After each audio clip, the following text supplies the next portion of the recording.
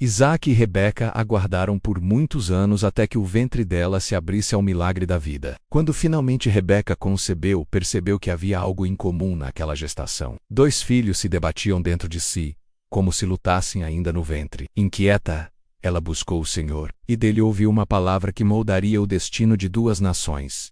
2 nações há no teu ventre, e 2 povos se dividirão das tuas entranhas. Um povo será mais forte que o outro, e o mais velho servirá ao mais moço. Esaú nasceu primeiro. Vermelho, coberto de pelos, recebeu um nome que refletia sua aparência rude. Logo depois veio Jacó segurando o calcanhar do irmão, como se tentasse superá-lo desde o início. Seus nomes, suas características, suas posturas logo os colocaram em rota de colisão. À medida que cresciam, Esaú tornou-se caçador, homem do campo, livre e impulsivo. Jacó, ao contrário, era mais sereno, habitava em tendas, observador e astuto. Isaque preferia Esaú por causa da caça, enquanto Rebeca inclinava-se por Jacó. As preferências dos pais apenas aprofundaram as diferenças entre os irmãos. A tensão entre eles se acentuou num dia aparentemente comum. Esaú voltou exausto do campo, faminto.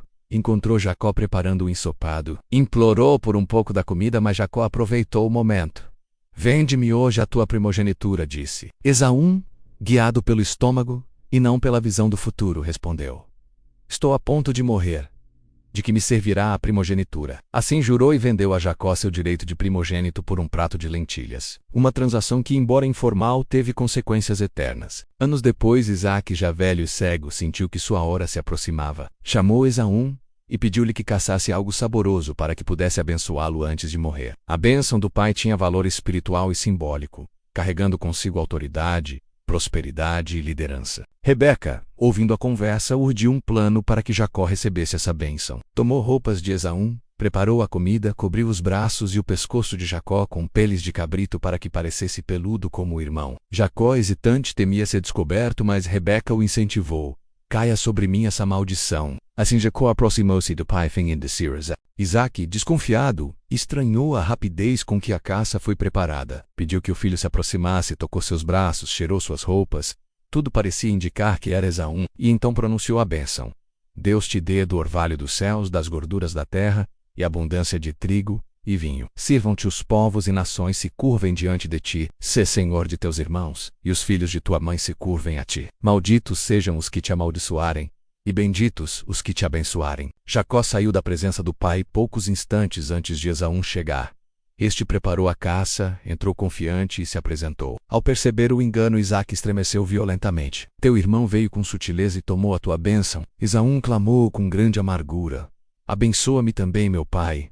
Mas já era tarde. A bênção fora dada, e não poderia ser retirada. O choro de Esaú foi mais que dor. Era o lamento de alguém que desprezara o valor do que possuía. Pediu insistentemente por outra bênção e Isaque, com pesar, lhe disse que viveria longe das riquezas da terra, longe do orvalho dos céus, e que serviria ao irmão. Mas haveria um tempo em que romperia o jugo de sobre seu pescoço. A partir daquele dia, Esaú guardou ódio mortal contra Jacó. Decidiu matar o irmão assim que o pai morresse. Rebeca mais uma vez interveio. Aconselhou Jacó a fugir para a casa de seu tio Labão, em Harã, até que a ira de Esaú se apagasse. Assim começou o exílio de Jacó, um longo processo de transformação. A história de Jacó e Esaú é uma narrativa marcada por contrastes, impulso e astúcia, forças, sutileza, desprezo e valor, bênção e perda. Mas também é uma história de escolhas. Esaú escolheu o imediato, o prazer do agora. Jacó escolheu o futuro, mesmo que com métodos tortuosos. Jacó, embora falho, demonstrava sede pelas coisas espirituais.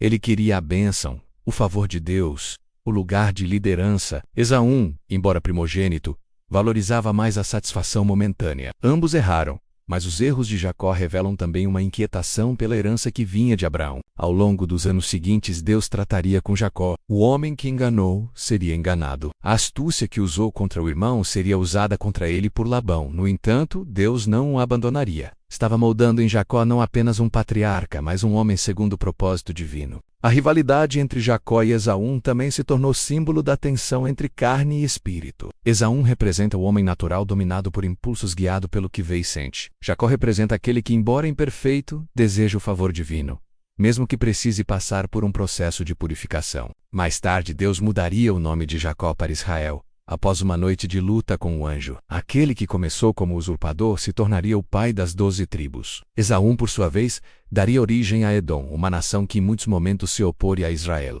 Apesar de tudo, os dois irmãos se reencontrariam muitos anos depois. Jacó, temendo o reencontro, enviou presentes, dividiu sua família e se prostrou 7 vezes diante do irmão. Esaú, surpreendentemente, correu ao seu encontro, abraçou-o e chorou. Houve reconciliação. O ódio deu lugar ao perdão. Esse reencontro mostra que, mesmo em meio a traições e disputas, Deus pode restaurar relacionamentos. A história não termina em tragédia, mas em misericórdia. A bênção de Jacó não foi retirada, mas Esaú também encontrou seu caminho. Assim, a história de Jacó e Esaú continua sendo uma das mais profundas do Gênesis. Ela nos convida a refletir sobre o valor que damos às promessas de Deus, sobre nossas escolhas diárias e sobre como Ele pode redimir mesmo os erros mais amargos para cumprir seu propósito eterno.